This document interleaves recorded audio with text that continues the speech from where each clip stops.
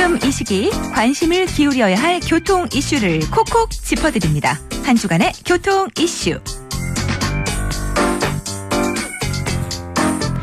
지난해 음주 오토바이로 노인을 사망케 한 50대 남성이 한 달 만에 또 음주 사고를 내는 사고가 있었습니다. 이렇게 음주 운전자의 재범 기간이 짧아지고 또 상습화되고 있다고 하는데요. 자세한 내용 김경배 교통전문위원에게 들어보겠습니다. 안녕하세요. 네, 안녕하십니까. 네, 반갑습니다. 네. 음주로 사망 사고를 낸 오토바이 운전자가 한 달 만에 네. 또 음주 사고를 냈다면 아이고 큰일인데요. 근데 이게 상습 음주로 구속이 됐다면서요? 그렇습니다. 지난해 8월 무단 횡단을 하던 노파를 쥐어 숨지게 했던 음주 운전자가요. 한 달 만에 또 승용차를 몰다가 또 게다가 과속 음주 사고를 냈습니다. 네. 그 당시 면허 취소 수치인 알코올 농도가 0.241%라 이 만취 상태였고요. 그래서 결과적으로는 징역 1년에 집행유예 2년을 선고를 받게 됐는데요. 네. 여기에 또 보호관찰과 100시간의 사회봉사 그리고 40시간의 준법 운전 강의와 수강을 받아야 되는 처벌도 따랐습니다. 네. 그런데 아까 말씀하신 것처럼 국회 세미나에서 발표된 조사를 보게 되면요. 음주운전 재범 기간이 점점 더 짧아지고 상습화되고 있다는 말이 정말 강하게 와닿는 현실이라고 생각해 볼 수 있겠습니다. 네. 음주운전 교통사고가 비음주 운전자보다 한 11배나 사고율이 높나 봐요. 네. 근데 이렇게 상습화되는 실정이라면은 특별 관리 방안이 필요하지 않을까 싶은데요.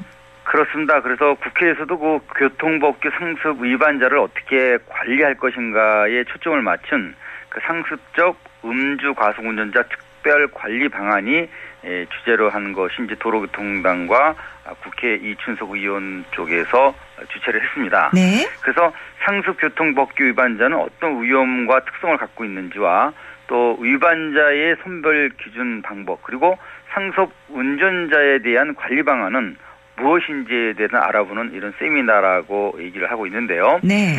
상습 음주운전자와 과속 운전자의 특별관리 방안을 발표했던 교통과학연구원 명묘희 책임연구원에 따르면요.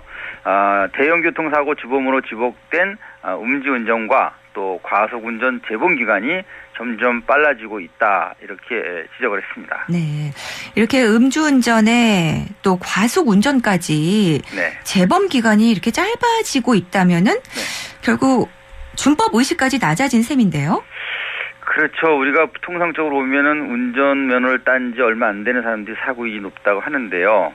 실적으로 음주운전 비율은 그렇지가 않습니다. 일정 시간이 지나면서 좀 대범해진다고 볼 수 있겠죠. 그래서 네. 평균은 면허 취득 후 650일 정도에서 이런 일이 발생이 되는데요. 네네. 이렇게 한 번의 불법 행위가 상습화되는 기간은 536일에서 네. 420일로 줄고 다시 129일로 짧아지면서 예. 재위반으로 계속 이어진다는 점이 큰 문제입니다. 네. 이렇게 과속 운전자와 유사한 곡선을 그린다고도 또 얘기를 했는데요. 네네. 운전면허를 취득 기간이 5년 6개월인 모든 운전자를 분석해본 통계 기반을 보게 된다면요. 위반 횟수 대비 과속도 점점 높아진다. 이렇게 볼 수 있겠습니다. 그렇군요. 준법 정신이 약해지면 위반율이 높아지는 거고. 네. 근데 이게 결국엔 사고로 이어지는 거잖아요. 네, 그렇습니다. 한마디로 20km 시속 속도를 초과하는 중과속 비율이 같이 증가된다. 이렇게 조사가 분석됐다고 볼 수 있겠는데요. 네. 게다가 상습 교통법규 위반자는요. 다른 교통법규를 위반하는 정도까지도 같이 높아져서 더 많은 교통사고를 내는 원인이 되고요. 결과론적으로는 11배나 높은 음주운전 교통사고도 이런 위반 횟수가 많을수록 상승된다. 이렇게 연관이 되고 있습니다. 그래서 무인 단속 장비에 대한 단속도 앞으로는 벌점을 부과해야 되고 또 상습 위반자의 범칙금과 벌점을 지금보다 2배 이상 높일 것을 제안했습니다. 네, 그렇군요. 고속도로에서 많이 발생되는 사고가 2차 연쇄 추돌과 낙하물 사고인데요. 네. 반대편 사고차 파편 때문에 추돌 사고가 일어났습니다. 네, 그렇습니다. 경부고속도로 서울 방향 금호분기점 부근에서요.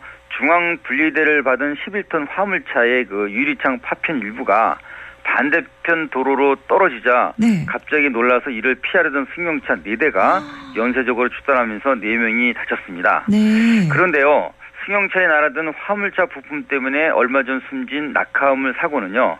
아직도 오리무중입니다. 게다가 그 블랙박스 영상을 분석해 보니까 뒤 앞쪽이 아니고 반대쪽 차선에서 날아왔을 가능성이 크다는 이런 지목도 있기 때문에 네. 만일 가해 차량을 찾더라도 이런 경우라면 네. 처벌은 어려울 것 같다고 합니다. 아하. 정말 어처구니 없고 무섭다는 생각이 드는데요. 네네.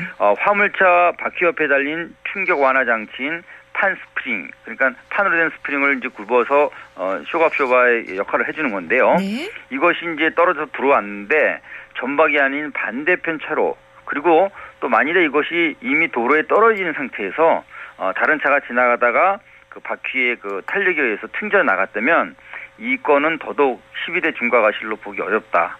이런 얘기가 되겠습니다. 그렇군요. 그러니까 가해 차량이 도로 위에 떨어진 부품을 밟아서 튕겨지고 사고가 났다면 네. 처벌 근거가 없다는 얘기인데요. 네. 안타깝게 현재 그렇습니다. 네. 그런데 이런 낙하 사고가 꽤 많이 일어나지 않나요? 네, 한국도로공사에 따르면요, 2015년 낙하물에 의해 발생된 사고는 48건으로 8명이 부상당했고, 또 2016년은요, 46건의 그 낙하물에 6명이 부상을 당한 것으로 이렇게 집계가 되고 있는데요. 그런데 지난해 9월까지 신고된 125건에 의한 부상은 모두 15명이다. 이렇게 볼 수 있겠습니다. 근데 네.